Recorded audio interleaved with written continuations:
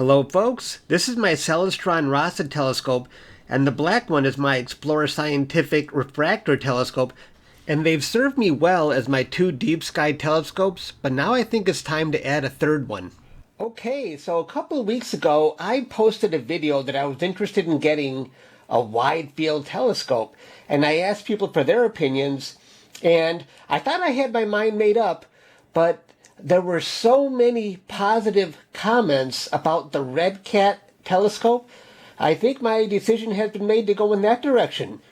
I didn't intend for this to be a crowdsourced decision. Usually I can make up my own mind, but I think that's what I'm going to do. And there were so many good comments that this telescope is made by William Optics that I even looked online to see how many employees they had to make sure these comments weren't being planted, but now there's no way they could have accounted for that many positive comments. So let me show you a couple of things now. So this is the Bat Nebula, and this is the main reason I'd like an even wider telescope for some objects. You can see how it got cut off. This is actually an oval nebula that would have connected below where we can actually see, but I didn't have a wide enough frame to show the whole thing. So it'll be interesting when I start using the RedCat on certain objects to see what I come up with. Okay, so I'm on OPT's website and I see the price is $823, and I checked around on other sites and that seems to be the standard price. Now I'm sure there's going to be lots of accessories I need, like adapters. I'm going to need to make sure I have the right back focus. I haven't even checked to see if the cameras I have are going to be undersampled or oversampled. So I got a lot of research to do here. But I see it's on the extended back order. I think I might have to order this directly from William Optics website, because it didn't say that there would be a delay directly from that site. But I wanted to show you one more thing. Can anybody recommend a focuser? I'm big on being able to control everything from inside the house. I hate being outside with all the bugs and the humidity trying to adjust focus. And I was looking at this one, and this focuser goes for $265, which I wouldn't think is that bad, except it says it requires this focuser boss to control it, which is another $325. Like, are you kidding me? Is there anything better or less expensive that I could use with the RedCat? I mean, maybe it can hold focus all night. Maybe I can deal with standing outside to adjust the focus once. But let me know what you think for anyone who has experience with this.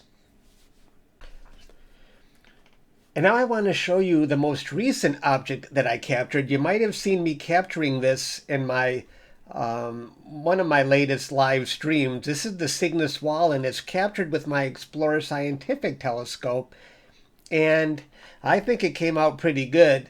Now, if you are a beginner, this is a great target to capture because it's bright with all the filters. It's really easy to process, and in fact, you could probably process this one blindfolded and it will still look good. It's a real joy to capture.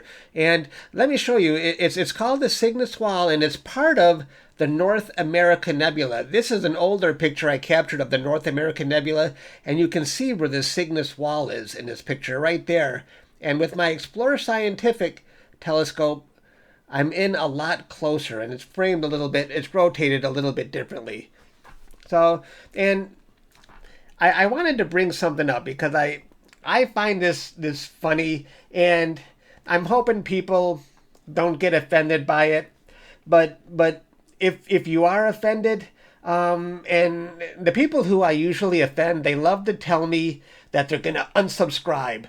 Go ahead and unsubscribe. I really don't care anymore about the crybabies. I'm kind of tired of it, and I'm going to hit 70,000 subscribers either way, so I'm just going to say what I feel like saying. And this one, I'm probably the only one who thinks of this, and maybe it's totally stupid, but, you know, there's always been border talk between the United States and Mexico, right? And there's always been, I mean, this goes back 100 years where we were, there was a barrier even being built 100 years ago. And so I just find it interesting that the part of the North America nebula that represents sort of where Mexico and Central America would go is called a wall. Is that just a coincidence? Am I the only one that thinks of that silly stuff? I don't know. I found that interesting. Maybe it's silly, but I don't know. Okay, let's move on. Okay, I'm in Wikipedia, and this is the North American Nebula. I just wanted to show you, in the article, there is a picture of the Cygnus Wall that I captured almost 4 years ago. And I get this a lot in my messages. Hey, Chuck, did you know you're in Wikipedia? Congratulations. And I always reply, thanks, but I'm the one who put it there. So I'm surprised this one lasted this long, 4 years, and it survived the test of time. And if you want to put your articles in Wikipedia, it would help if you don't remove a picture that was already there, because that might trigger someone to put theirs back and you get in a little war going. Just add your picture to the article without removing someone else's, and you might have better luck that way of it staying. So anyway, I'm saying that because I don't want you to remove my picture. Because I'll fight you for it. All right, that's all I got, folks, and I will see you later.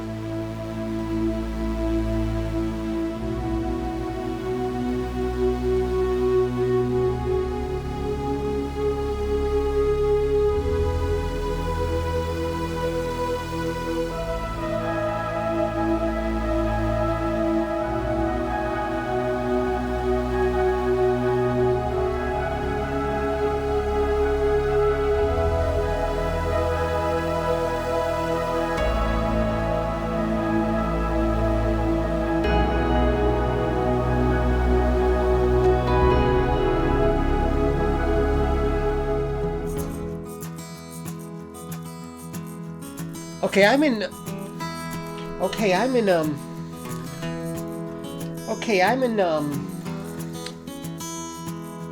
so this is the main reason why I want a wide field telescope. You can see this is my latest, I don't know, it's something. I don't know what it is. So this is the Bat Nebula, and you can see this is the main reason why I want a wider field telescope. You can see how it goes around and around and around. Okay, so I'm on OPT's website, and the price is... Motherfucker.